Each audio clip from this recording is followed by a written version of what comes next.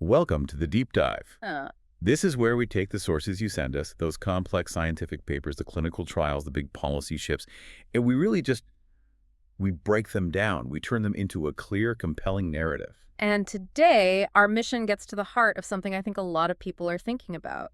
It's a pretty radical concept, really, in health and longevity. It is. It's this idea that aging, well, that it isn't this progressive one-way street of guaranteed decline that we all just assume it is. That's absolutely right. And for anyone listening, especially if you're in midlife or maybe enjoying your retirement years, if you associate that feeling of peak vigor, that strength and resilience with your 30s, Which most of us do. we all do.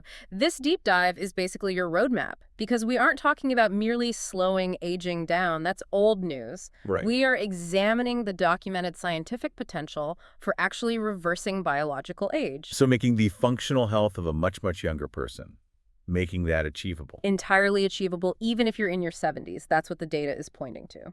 And the material you sent over for this was just incredible. I mean, we have foundational research on epigenetic clocks, detailed breakdowns of how our cells turn over, and surprisingly, the newly released U.S. dietary guidelines. It's a fascinating mix. It is. So our job today is to synthesize all of this, to pull it together into an actionable strategy and show you the levers that you can pull, like right now, to influence your own biology. And to really set the stage for that, we have to nail down one central concept first. It's the most important distinction. Okay. The difference between chronological age, or CA, and biological age, BA. Chronological age, that's the easy one. That's the easy one. It's the number that goes up with every birthday. You can't change it. It's fixed. Biological age, though, that's the measure that truly matters. I think a lot of people get that intuitively, don't they? I mean, we all know that spry 75-year-old who seems like they're 50, and then we know the tired 50-year-old who seems 75. Exactly. But the breakthrough is that scientists can now actually quantify that difference. It's not just an observation anymore. How? How do they do that? They do it with these remarkably precise tools. The main one is called an epigenetic clock. Okay, epigenetic clocks. Yeah, and what these tools do is they analyze something called DNA methylation patterns. So think of your DNA as the instruction manual for your body, right? The blueprint. The hardware. The hardware, well, methylation tags are they're like little sticky notes that get placed on that manual, and they tell your cellular machinery when and how much to read specific instructions. So it's the software that runs on the hardware. It's the software, exactly. And these patterns, these sticky notes, they accumulate over time. They're influenced by everything: your environment, your diet, your stress, your lifestyle choices. So if chronological age is just the fixed publication date on the cover of the book, biological age is the actual condition of the pages inside. How many have been highlighted or dog-eared or water damaged by our choices. That's a perfect analogy. And the sophistication of these clocks, like the Horvath clock, is that they use machine learning to identify hundreds, sometimes thousands, of these specific methylation sites that reliably track with physical decline and mortality risk. Wow. So your BA, your biological age, it reflects the actual functional status of your body's operating systems. Right. Your immune system, your cardiovascular resilience, your metabolic health, all of it. And the really big news, the thing we've learned recently, is that while that chronological age is fixed, BA is incredibly dynamic. It's flexible. It's very flexible. If you've been living an unhealthy life, the sources are showing your biological age can be way higher than your chronological age. You're in a kind of biological debt. A debt, that's right. But the flip side, and this is the exciting part, is that this process is reversible. You can pay it off. You can pay it off. And that reversibility, that is the crucial metric for healthy longevity, what we call health span.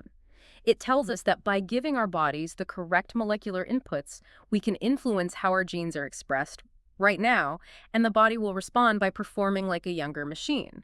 Okay, let's unpack this, because this is the whole show right here. Yeah. The data suggests we can literally turn back the biological clock. We can. And it happens on a timeline that just, it defies what we've believed for decades. Yeah. We have to jump immediately to the evidence on this because the claims, they sound pretty radical until you actually see the numbers. They do. The research you shared details these stunning short-term biological age reversals, and not in 20-year-olds, but in middle-aged and older adults. Right. And this really does challenge the entire paradigm of aging as this continuous, unstoppable decline. So where do we start? Let's start with the key research. It was a comprehensive but relatively short-term intervention, and it was designed specifically to support DNA methylation, the very mechanism these clocks measured. Software.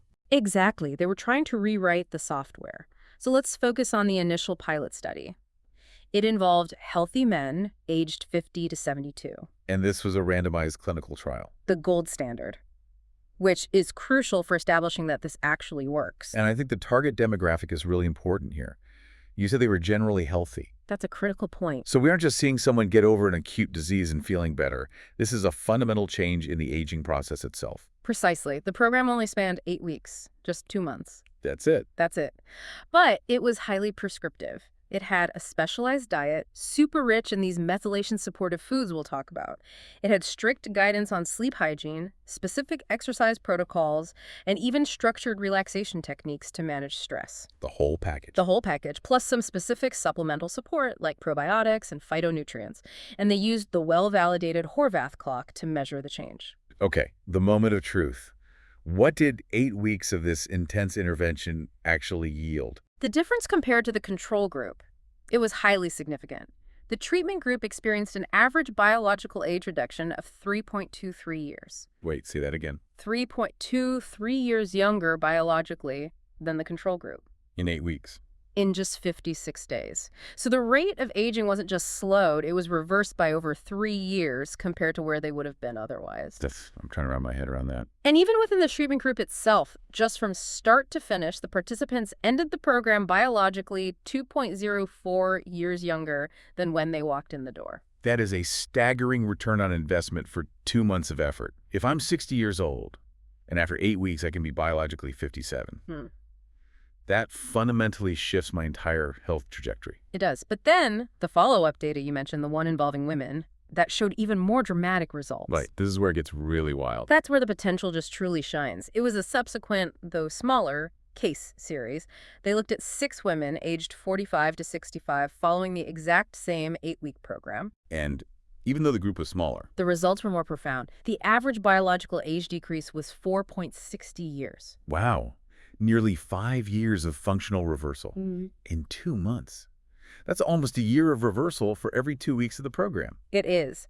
And this is where we have to look at the outliers, because the outliers, they define the absolute limit of human biological plasticity. Okay. One participant in that case series achieved a jaw-dropping reduction of 11.01 years. 11 years. 11 years younger. Biologically. Now, we have to acknowledge this is an extreme result, an outlier, but it demonstrates that the biological machinery can respond with immense speed when you give it the optimal instructions. That outlier is just fascinating. Yeah. Does the research give any clues as to why that happened? Why an 11-year reduction? Was it their starting point, or maybe just deeper adherence to the protocol? The detailed source analysis suggests it's likely about the gradient of improvement, the steepest possible gradient. Meaning that individual probably started with an epigenetic age that was significantly accelerated, maybe due to high stress, a poor diet, disrupted sleep. They had the most biological debt to pay off. Ah, so they had the most room to improve. The most room to improve. And the intervention provided this sudden, comprehensive signal correction, which allowed their system to just reset and reset rapidly. So for the person out there who's been chronically stressed or metabolically unwell for years, the initial rate of biological age reduction might actually be even faster than the average. It could be, and that's a really powerful incentive for those just starting out, knowing that you can quickly move from a biological deficit to a surplus. It just confirms that biological aging isn't some fixed clock just ticking down. It's a dynamic dial, a dial you can turn back. The intervention didn't just treat surface symptoms, it successfully influenced the underlying aging mechanisms, the epigenetic software itself. And this is where it gets really interesting, but it's also where the skepticism might creep in for some people. Sure. If I am 70 years old, how can an 8-week diet and lifestyle change suddenly make my biology behave like a 65-year-old's? I mean, the structural components, my bones, my nerves, my long-lived cells, they haven't had time to change. Right. This forces us to reconsider the most fundamental question of all. What are we, biologically speaking? And to answer that, we have to look at the body's internal timing mechanisms and realize that we are constantly engaged in this intense, unbelievable process of self-renewal. To really get your head around rapid biological reversal, we have to think in terms of, well, biological construction. You are not a static structure. You're not a statue. Not at all. You are what philosophers call the ship of Theseus. It's a perfect analogy, the thought experiment, right? If you replace every single plank of a historical ship over time, is it still the original ship? Exactly. And our answer biologically is that if you use better materials, superior planks to replace the old ones, the ship is not only the same ship, it's a functionally superior one. So we are that ship, constantly being rebuilt. Constantly. And here's the astonishing truth. The average age of all the cells in the human body is only between 7 and 10 years. 7 to 10 years. For the whole body, on average. On average. Your consciousness, your memories, they anchor your identity, but the physical material structure you're living in is in a state of continuous aggressive renewal. And the speed of that turnover, especially for the systems that interact directly with our environment and our food, it's incredibly fast. Let's just run through the kinetics, the timing, the internal lining of your intestines, the epithelium. This is what's responsible for absorbing all your nutrients. It's highly exposed to everything you eat. Right, it's the front line. The front line. It is entirely replaced in just 5 to 7 days. A whole new intestinal lining every week. Every week. Your taste buds turn over approximately every 10 days. The surface layer of your skin cells, your primary environmental barrier, that turns over roughly every 3 weeks. So this is why those interventions can work so fast. If you start incorporating those methylation-supportive anti-inflammatory foods today, within a week, you literally have a brand new intestinal interface that was built using those superior biological components. The superior planks are immediately integrated into your absorption system. Wow. And even the systems we think of as being more stable show impressive turnover. Your red blood cells, they're crucial for oxygen delivery, which means they dictate your energy levels, your physical endurance. Okay. They circulate for about 120 days, 4 months, before being completely recycled and replaced by new cells made in your bone marrow. 4 months. So in 4 months, you can completely overhaul your entire oxygen transport system just by changing the building blocks. You can. And what about the major chemical regulators? The big one. The liver. The liver. Even the highly complex cells of the liver, which function as the body's main chemical factory detoxifying compounds, regulating metabolism, making proteins, those cells can regenerate in cycles of up to 3 years. 3 years. So if you are 70 years old and you commit to 3 years of optimal nutrition and lifestyle, you are effectively operating a functionally new liver built from the best available materials you provided it. So the implication is crystal clear. The reason those 8-week studies showed such dramatic reversal is because they influenced the software, the epigenetics. At the exact same time, the hardware, the rapid turnover cells, was being rebuilt and installed with superior parts. It's a perfectly combined approach, but this raises the counter question, doesn't it? It does. If we're constantly replacing the parts, why does the whole system still decline? Why does the ship eventually fail, even with all these new planks? And the answer lies in the primary enemy of rejuvenation, a process called inflammaging. Inflammaging. Such a perfect term. It just captures the entire process. This low-grade systemic fire that's constantly burning and fueling accelerated biological age. It is the major driver of having a delta age greater than 0. Meaning your biological age is higher than your chronological age. Exactly. Inflammaging is defined as a low-grade, chronic, systemic inflammation that it persists, even without an acute injury or an infection. It's not the severe inflammation of a sprained ankle. It's more like a simmering biological stress cooker that silently degrades the quality of every new cell being built. And this chronic, subclinical inflammation, it's directly linked to physical decline, specifically the issues that plague so many older adults, like frailty and sarcopenia, the loss of muscle. The connection is incredibly strong. Inflammaging doesn't just make you feel bad, it directly attacks your muscle integrity. Studies show that specific inflammatory markers, most notably something called interleukin-6, IL-6, and tumor necrosis factor alpha, TNF-alpha, are strongly associated with lower muscle mass and reduced muscle strength in older populations. Can you elaborate a bit on the consequences of, say, elevated IL-6? What does that actually mean for someone's day-to-day functional health? Elevated IL-6 is one of the clearest predictors of losing your independence as you age. Research has demonstrated that participants with the highest levels of IL-6, They were found to be 1.76 times more likely to develop a mobility disability over a period of follow-up. So almost twice as likely to have trouble just getting around. Yes. And when you see multiple inflammatory markers elevated at the same time, the risk of developing frailty, of losing muscle mass, and experiencing significant strength decline just skyrockets. Inflammaging, at the end of the day, is what makes a 70-year-old body functionally resemble an 80-year-old body. So if cellular renewal is the construction site, inflammaging is like trying to build a new structure on unstable, shaking ground, and you're using materials that are contaminated by chronic stress hormones and poor metabolic signals. And that cycle leads directly back to the power source of the cell, the mitochondria. That's energy generators. Right. When inflammation is high and your metabolism is dysfunctional, which often happens due to a high sugar or processed food diet, the mitochondria become impaired. They get damaged. They start accumulating damage to their own DNA, which we call mtDNA damage, and they start producing excess reactive oxygen species, or ROS. Free radicals. Free radicals. And this ROS then fuels the inflammatory cycle even further, which leads to something called cellular senescence, where cells kind of refuse to die or divide properly. They just hang around like zombies, clogging up the system. That is the definition of a self-perpetuating cycle of decline. It is. So to achieve biological age reversal, you have to break that cycle. You have to stop the inflammation that is damaging the very infrastructure of the next generation of your cells.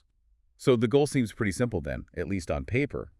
Stop the inflammation and provide superior materials for cellular renewal. That's the core strategy. And this brings us from the lab bench to the dinner table, and specifically looking at how macro-level government guidance is now, finally, reflecting this micro-level science.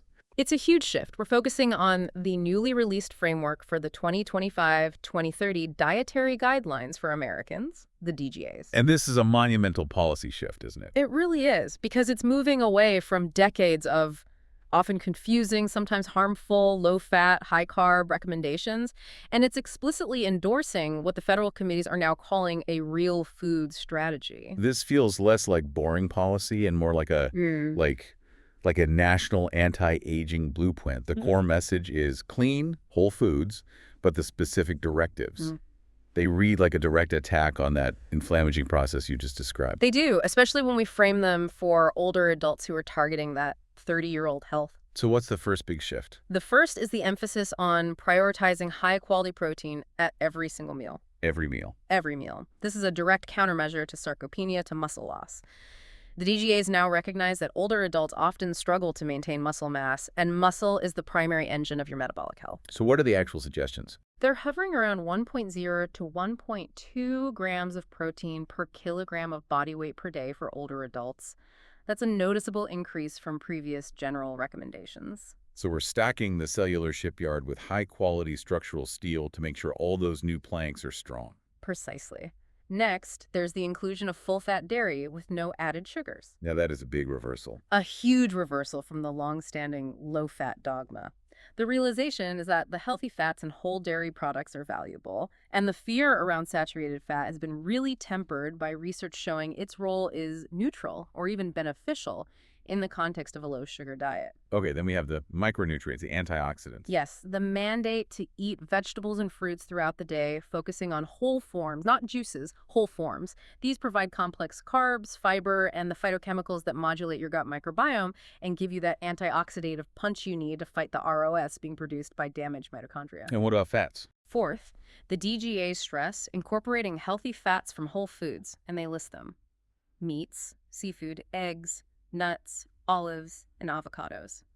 These are the building blocks for healthy cell membranes and crucial hormonal function. And number 5. The guide pushes to focus on whole grains and sharply reducing refined carbohydrates. This is a big one. Refined carbs cause those rapid glucose spikes, which drives insulin resistance and critically fuels chronic inflammation. By cutting back on the refined stuff, you're essentially starving the inflammatory process. And the final mandate, which feels like maybe the most important for age reversal. It could be. Limit highly processed foods, added sugars, and artificial additives. These ingredients are the primary accelerants of inflammaging in the modern diet, period. So when we connect this whole DGA philosophy back to the biological age metrics, how direct is that link? It's undeniable. The source material uses something called the Dietary Inflammatory Index, or DII, to quantify just how pro-inflammatory a person's diet actually is. Okay, so it gives you a score. It gives you a score. And researchers studied large cohorts of people and found this consistent, powerful association. An increase in the DII score, meaning a more inflammatory diet, was strongly associated with an increase in what we call delta age. Which is epigenetic age acceleration. Right. In simpler terms, if you eat a consistently processed, refined, and sugary diet, you are biologically older than your chronological age. The data is very clear on that. So the new DGA is essentially providing a federal-level roadmap for reducing your DII score, Yes. which directly decelerates your biological clock. It's a systemic strategy against accelerated aging. It is. And what's more, other studies on anti-inflammatory dietary patterns confirm the physical benefits. We see that older adults who adhere to a diet with a high anti-inflammatory rating had a 32% lower risk of low muscle mass, of sarcopenia, compared to those with a low rating. 32% lower risk. Yeah. So this isn't just about weight loss, it's about preserving your structural functional health span. At their heart, these DGA recommendations are an anti-sarcopenia and an anti-inflammaging protocol. Okay, so we've talked about the macro policy shift, the big picture, Yeah. but let's get specific. Let's get into the weeds. Let's do it. Given those dramatic biological age reversals we saw in the 8-week trials, we need to know the molecular specifics, the precision tools identified in the sources that act as these catalysts for epigenetic change. This brings us to a really fascinating area. We'll call it subsection 4.1, the power of methyladaptogen. Methyladaptogen, okay. So remember, we said methylation is like the dimmer switch on your DNA, right? Right. To get that switch working optimally, your body needs methyl donors and cofactors. The successful intervention studies were based on what they called a methylation-supportive diet. What does that mean exactly? Yeah. Methylation supportive. How does food play a direct role in regulating my gene expression? It means you're providing both the raw materials and the molecular signals that are needed for the enzymes that physically tag the DNA. They're called DNA methyltransferases. And a follow-up analysis on that men's age reversal trial isolated the specific dietary components that had the greatest correlation with a reduction in epigenetic age. So this is super focused data. Incredibly focused. And the results suggested a potential BA reduction of up to, what was it, 8 years? Up to 8 years, linked specifically to the consumption of these compounds. So what are they? What are these methyl adaptogens? Well, the most interesting part is how accessible they are. The primary ones identified were green tea and oolong tea, which are known for their specific blend of polyphenols. Okay.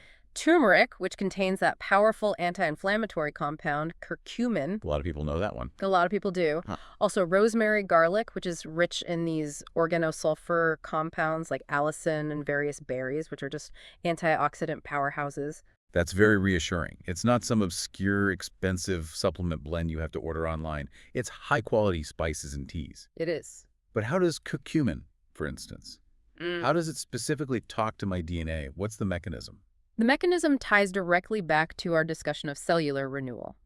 These compounds don't just act as simple antioxidants, they are potent signaling molecules that influence key metabolic pathways. Okay. Specifically, they modulate something called the PI3KAKT-mTOR pathway. mTOR. That's a complex acronym that gets talked about a lot in the longevity space. Can you simplify its role for us? I can try. Think of MTO, the mechanistic target of rapamycin, as the cell's master construction foreman. The foreman on the job site. The foreman. When nutrients are plentiful, especially excess protein and sugar, MTOR is highly active, and its job is to signal growth, build muscle, replicate cells, and that's great when you're young and growing. But not always great when you're older. Right. Chronic excessive MTO signaling actually accelerates aging by driving proliferation and, importantly, inhibiting cellular cleanup. So chronic high mTOR is linked to constant building, but maybe sloppy building, with poor maintenance. That's a perfect way to put it.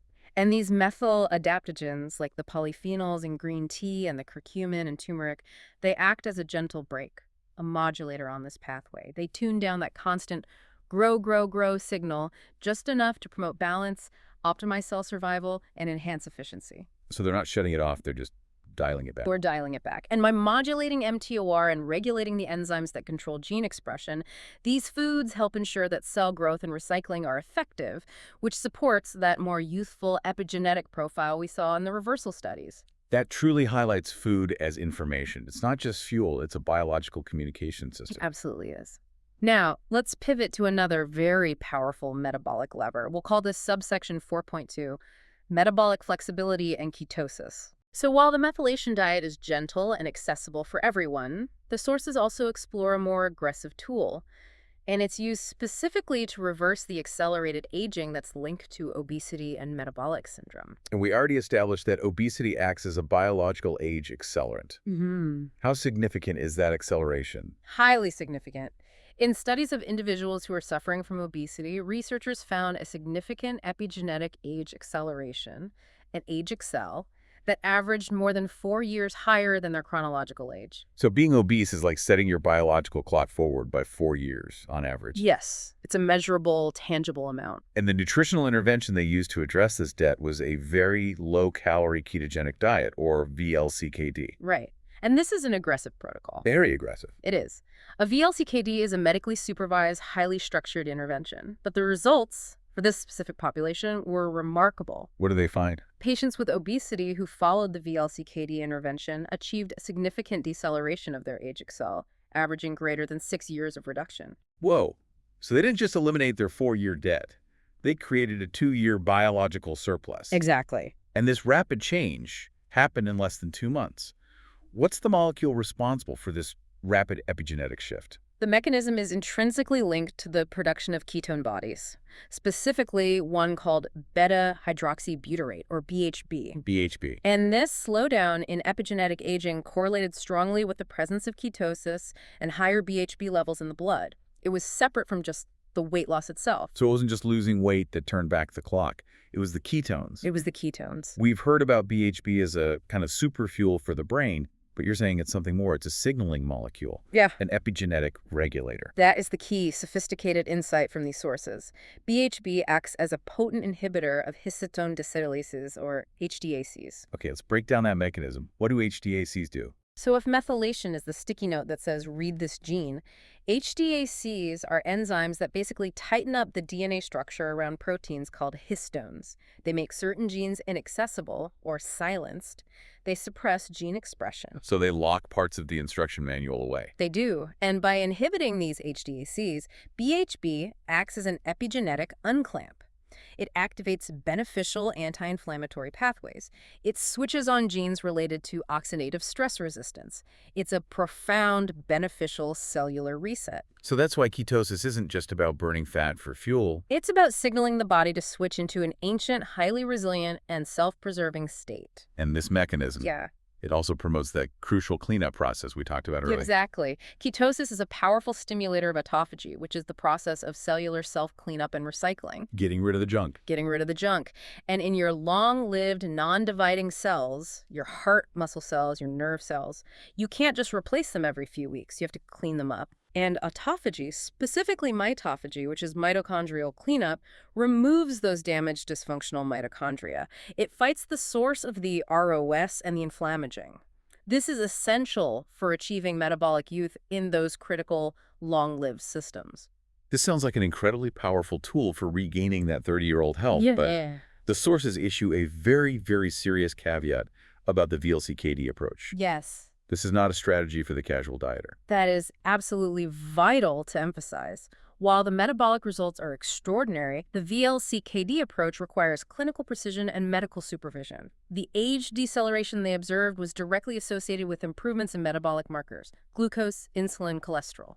The body was successfully repairing itself. But for older adults, especially those who are managing chronic conditions, the risk profile changes dramatically. It does. The sources highlight a crucial safety note concerning 2 specific groups. For individuals on SGLT2 inhibitors, Which are a common class of diabetes medications. very common, combining them with a ketogenic diet substantially increases the risk of something called euglycemic diabetic ketoacidosis, or DKA. This is a life-threatening complication that can happen even when the patient's blood sugar levels look normal. That's terrifying. It is. And furthermore, patients using insulin or other strong oral hypoglycemic agents are at a heightened risk for severe hypoglycemia, dangerously low blood sugar. So this has to be done under the guidance of an interprofessional team. This is not a do-it-yourself project from a book. Absolutely not. A physician or a specialized dietitian is essential to safely adjust medications, monitor kidney function, and track metabolic markers.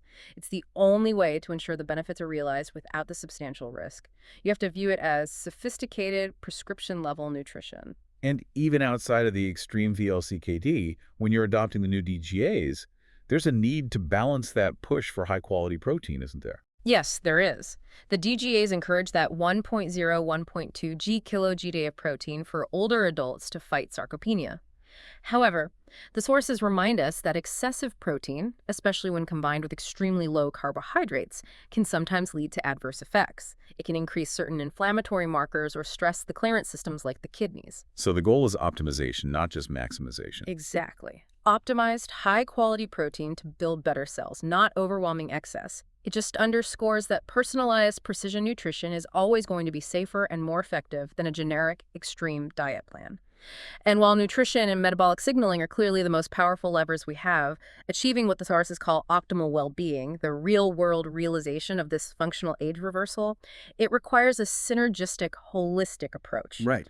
The studies that achieve those staggering 3 to 4 year biological age reductions in just 8 weeks, they weren't just diet programs, they were full lifestyle resets. Which makes sense. The body needs all its systems firing correctly to complete that huge cellular renovation project. Exactly. The successful 8-week program was totally integrated. It included 4 key non-dietary components. There was structured sleep guidance, because optimizing your circadian rhythms is absolutely essential for cellular repair. Okay. There was defined exercise guidance and systematic relaxation techniques to manage and lower chronic stress. Because stress drives cortisol, and cortisol fuels inflammaging. You can't out-diet chronic unmanaged stress. It's impossible. Let's focus on physical activity, PA, for a minute, because the research confirms it's a robust, non-negotiable factor in influencing the biological clock. PA is powerfully associated with slower epigenetic aging, and researchers have done these longitudinal analyses to understand when activity matters most. So not just if it matters, but when it matters. Exactly. They looked at 2 categories: accumulation and concurrent activity, and they measured their influence on epigenetic age acceleration, or EAA. Let's just define EAA one more time really clearly for the listener. Sure. EAA is simply the difference between your biological age and your chronological age. If your EAA is positive, you're aging faster than expected. If it's negative, you're aging slower. Or, in the case of those intervention studies, you are actively reversing your age. And PA is a primary tool to drive that EAA into negative territory. So what did the longitudinal study show? What's more important, accumulation over a lifetime or what you're doing right now? It showed that both matter. And that provides this incredible message of hope. Okay. Accumulation, which is sustained physical activity over decades, confirms that lifelong habits are protective. You absolutely benefit from having been active your whole life, but critically concurrent activity. The exercise you're doing in the most recent time period. Yes. That was also identified as one of the strongest predictors of slower EAA. That means the work you put in today, this week, is giving an immediate, measurable epigenetic signal to your cells to slow the clock down. It is. It truly is never too late to start reaping those biological rewards. It creates an immediate feedback loop.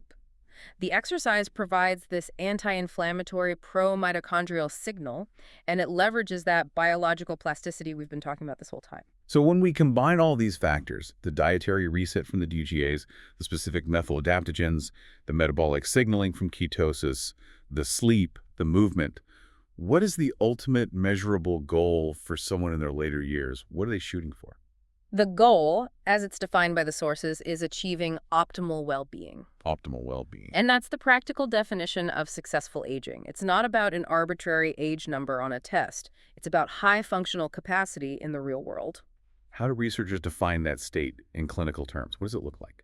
Optimal well-being is defined as reaching older age, say, 70 and beyond, free of major chronic diseases, free of limitations in your daily activities, and without severe chronic pain or persistent memory issues. That sounds like reclaiming the functional freedom that we all associate with being a 30-year-old, even if you are chronologically in your 7th or 8th decade. Absolutely. And the research provided this final, profound time frame for that reclamation. It showed that adherence to these healthy lifestyle factors, following the anti-inflammatory diet principles like the DGAs, staying active, avoiding smoking, It can help older adults regain this state of optimal well-being within 3 years. 3 years. Within 3 years, even if they started at age 70 not meeting any of those criteria. 3 years. That maps perfectly back to our ship of theses discussion. That's enough time for the liver to regenerate, for the red blood cells to cycle through multiple times, for all those dysfunctional mitochondria to be cleared out by autophagy. And for the epigenetic software to be fundamentally rewritten by consistent anti-inflammatory methylation-supportive inputs. The combination is just that powerful. The policy guides the general direction, the precision nutrition provides the molecular catalysts, and the lifestyle provides the structural support. Together, they create the molecular scaffolding for achieving a true extension of your health span. This has been an incredibly insightful deep dive. We started with this radical notion that biological aging isn't fixed, that it's dynamically reversible, and we've walked through the evidence, the mechanism, all of it. We did. We confirmed it using sophisticated tools like epigenetic clocks. We saw that a targeted 8-week methylation supportive program yielded average biological age reversals of over 3 years in men and over 4.5 years in women, and with outliers achieving so much more. This is direct, measurable proof that diet and lifestyle are primary drivers of biological youthfulness. The two core ideas that make this whole concept possible really are, first, that your functional health is governed by your modifiable biological age, not your fixed chronological age. Right. And second, that your body is an active, aggressive construction project, constantly rebuilding itself with superior materials if you provide the right signals. And we found that the policy consensus is finally catching up to the science. The 2025-2030 DGAs, by prioritizing real foods, high-quality protein, and healthy fats while restricting processed foods, is fundamentally a national-level anti-aging, anti-inflammaging protocol. It's designed to suppress the chronic inflammation that accelerates our physical decline. And finally, we have the precision tools, whether that's incorporating daily methyl adaptogens like garlic and turmeric and berries, or leveraging metabolic flexibility through supervised ketogenic strategies to use ketone bodies like BHB as potent epigenetic signaling molecules that clean up the cellular machinery and fight oxidative stress. The path to reclaiming that 30-year-old health is accessible. Ultimately, all the research supports the notion that maximizing your health span in your later decades is not about luck. It's about signaling. The body is always ready to repair and renew itself, but it needs the correct, non-inflammatory instructions from you. And that leads us to our final provocative thought for you to chew on.